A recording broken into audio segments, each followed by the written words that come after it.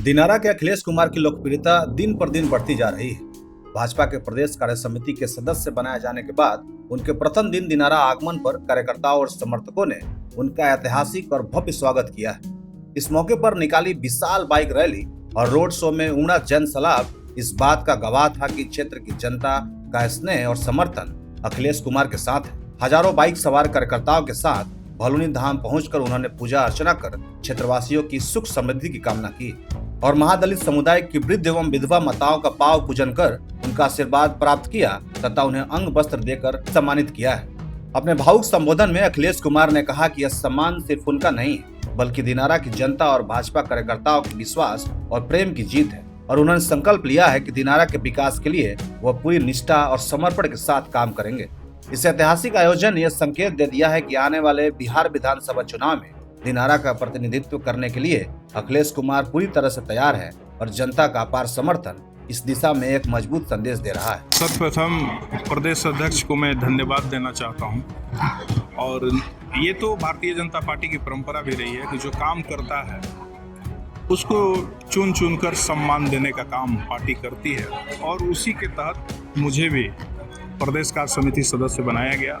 इसके लिए मैं तमाम प्रदेश नेतृत्व के प्रति आभार व्यक्त करता हूँ। देखिए, निश्चित रूप से जब विधानसभा माथे पे है तो तैयारी तो होनी ही चाहिए और जब दिनारा विधानसभा से हम लोग को प्रदेश कार्य समिति सदस्य बनाया गया है तो हम लोग का परम लक्ष्य है कि दिनारा में अभी महागठबंधन जीता है उसको परास्त करना और यहाँ एनडीए को जिताना, ये हम सबका परम। बिहार में बेरोजगारी की बहुत कमी है, बेरोजगार लोग जो है बाहर जा रहे हैं और यहाँ कंपनी नहीं है। अभी देखें कि फिलहाल में केमिकल फैक्ट्री था, उसमें आग लग गया।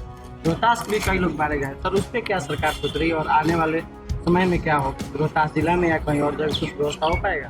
देखिए, मैं आपसे बताना चाहता हूँ 2005 से उठाकर बिहार को देखने की जरूरत है और जिस प्रकार सुंदरता के डेफिनेशन के लिए दो लोग का कंपैरिजन करना आवश्यक होता है, उसी प्रकार जब सरकार के कामकाज का विश्लेषण करने चलेंगे तो आपको पूर्ववर्ती सरकार और वर्तमान सरकार में तुलनात्मक बात करनी हो। 2005 से पहले क्या बिहार किस स्थिति में था?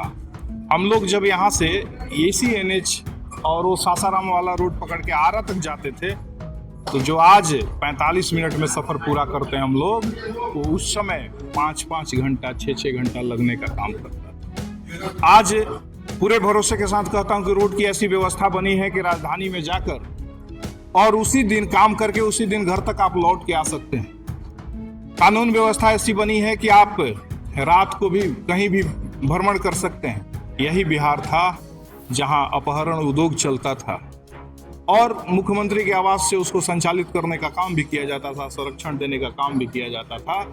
तो उस तब से और अब के बिहार में बहुत बदलाव हुआ है। बचपन में हम लोग जब क्रिकेट मैच देखने के फिराक में पड़ते थे तो 2 दिन पहले से ही बैटरी चार्ज कर व्यवस्था बनानी पड़ती थी कि भाई बैटरी चार्ज कर लो, लाइन का कोई आता पता नहीं है। आज महाराष्ट्र का जो भाषा विवाद चल रहा है उस पर क्या कहेंगे? राज ठाकरे ने बिहार और यूपी के लोगों को टारगेट किया। ये कुछ ऐसे ही दिग्भ्रमित लोग हैं जो भारतीय अस्मिता पे प्रहार करना चाहते हैं। पूरी आज़ादी है सबको, किसी इलाके का कोई भी व्यक्ति कहीं भी रह सकता है, कोई भी भाषा बोल सकता है। अगर इस पे कोई रोक टोक कर रहा है तो निश्चित रूप से उसकी निंदा होनी चाहिए और इस पे सरकार को भी कठोर कदम उठाना चाहिए। वर्तमान समय में ये जदयू और बीजेपी का गठबंधन है, तो ये पहले भी ये जो दिनारा विधानसभा जदयू के पाले में गया है, तो आने वाले समय में किस तरह से इसको देखते हैं आप? देखिए, मैं इस पे मैं कुछ नहीं कह सकता, मैं कुछ तैयारी नहीं कर रहा हूँ। मेरा मिशन एक है कि इलाके का डेवलपमेंट होना चाहिए। अखिलेश का डेवलपमेंट हो ना हो चलेगा, लेकिन इस इलाके का डेवलपमेंट होना चाहिए। और एक ही एजेंडा है, जिस प्रकार भारतीय जनता पार्टी ने हम सबको प्रदेश कार्य समिति में सदस्य बनाया, एक दायित्व दिया, तो हम सब का दायित्व है कि यहाँ ललटेन बुझे और एनडीए जीते। उस मिशन पे हम लोग काम करने में लगे हुए।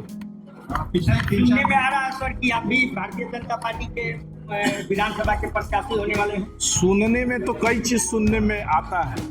कोई ये भी कह देता है कि आपका कान कौवा लेके उड़ गया तो आप क्या करेंगे? कान चेक करेंगे या कौवा के पीछे दौड़ जाएंगे? कोई तो विधानसभा टारगेट पे होगा ना? मेरा लक्ष्य है इस इलाके का विकास करना। मैं बार बार कहता हूं नरेंद्र मोदी का मैं सिपाही हूं। नरेंद्र मोदी साहब एक ही बात कहते हैं कि आज के परिवेश में नौजवानों की जरूरत है राजनीति में, लेकिन उनसे ये भी एक बात कहते हैं कि मिशन लेके आप आइए, एम्बिशन लेके ना आइए। अपना स्वार्थ, अपना एजेंडा लेके अगर आप राजनीति में हैं तो उस वैसे लोग को भारतीय जनता पार्टी पसंद नहीं करती। भारतीय जनता पार्टी सामूहिक नेतृत्व से चलती है और जो कप्तान जिसको जिस पोजीशन पे खिलाता है उस खिलाड़ी को उस पोजीशन पे खेलना चाहिए। भारतीय जनता पार्टी जो है नीतीश कुमार के नेतृत्व में विधानसभा का चुनाव लड़ेगा। निश्चित रूप से ये तो सिर्फ नेतृत्व स्तर पे कई लोग बोल चुके हैं कि हमारे मुख्यमंत्री के प्रत्याशी आदरणीय नीतीश कुमार ही रहेंगे और उन्हीं के बीते 3-4 महीने में देखा गया है कि आपकी सक्रियता क्षेत्र में काफ़ी बड़ी है।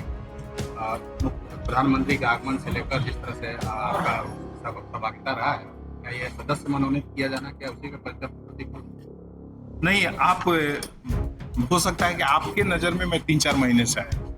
मैं तो जब सदस्यता था उस समय बिहार में तीसरे नंबर पे सदस्यता चल रहा था पूरे बिहार में, तो मैं तीसरे नंबर पे था। उससे पहले भी हम लोग अपनी औकात के हिसाब से काम करने का काम करते थे। तो धीरे धीरे सबकी क्षमता बढ़ती गई तो सब पर्दे के साफ हो गए तो नजर आने लगे। हम लोग अनुशासित आदमी हैं और भारतीय जनता पार्टी के लिए काम करते हैं और निश्चित रूप से उसी के लिए काम करते हैं।